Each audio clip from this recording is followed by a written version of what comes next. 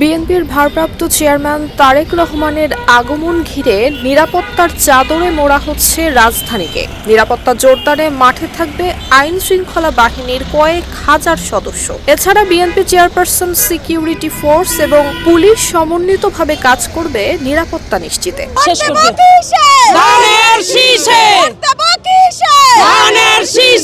1 কোটির উপরে জনসমাগম এখানে হবে এবং লক্ষ লক্ষ লোক রাস্তায় থাকবে, যারা হয়তোবা এই সমাবেশ পর্যন্ত আসতে পারবে না। রাস্তায় যানজটের সৃষ্টি হবে। তাই আমি সবাইকে বলবো যে যেখানে থাকবেন সেখান থেকে এই সমাবেশ দেখবেন। দীর্ঘ নির্বাসিত জীবনের ইতি টেনে দেশে ফিরছেন বিএনপির ভারপ্রাপ্ত চেয়ারম্যান। প্রায় 18 বছর পর আগামী 25 ডিসেম্বর স্ত্রী, কন্যা সহ সপরিবারে দুপুর 12টায় হযরত শাহজালাল আন্তর্জাতিক বিমানবন্দরে অবতরণ করবেন তিনি।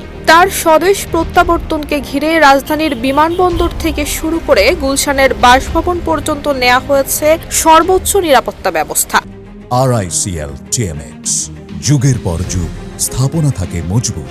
গোয়েন্দা সূত্রে জানা গেছে, বিমানবন্দর থেকে গুলশান পর্যন্ত প্রতিটি থানা এলাকায় পুলিশি নিরাপত্তার সঙ্গে থাকবে পুলিশের স্পেশাল স্কোয়াড। বিএনপি সূত্র জানিয়েছে, রাজধানীর গুলশান অ্যাভিনিউর 196 নম্বর বাসায় উঠবেন বিএনপির ভারপ্রাপ্ত চেয়ারম্যান। বিএনপি চেয়ারপারসন এবং তারেক রহমানের বাসভবন পাশাপাশি হওয়ায় দুটি বাসা এবং তার অফিসকে আনা হয়েছে নিরাপত্তা পরিকল্পনার আওতায়। কোনো কারণে তারেক রহমানের বাসা প্রস্তুত না হলে তিনি মায়ের বাসা ফিরোজায় উঠবেন। সেক্ষেত্রে বেগম খালেদা জিয়াও যদি সুস্থ হয়ে বাসায় ফেরেন, তাহলে বাসায় অবস্থানকালে এসএসএফ এর নিরাপত্তা পেতে পারেন তারেক রহমান। তখন তার নিরাপত্তা ব্যবস্থার সঙ্গে এসএসএফ, সিএসএফ এবং পুলিশের সমন্বয়ে নিরাপত্তা কাঠামো হবে আরও জোরদার।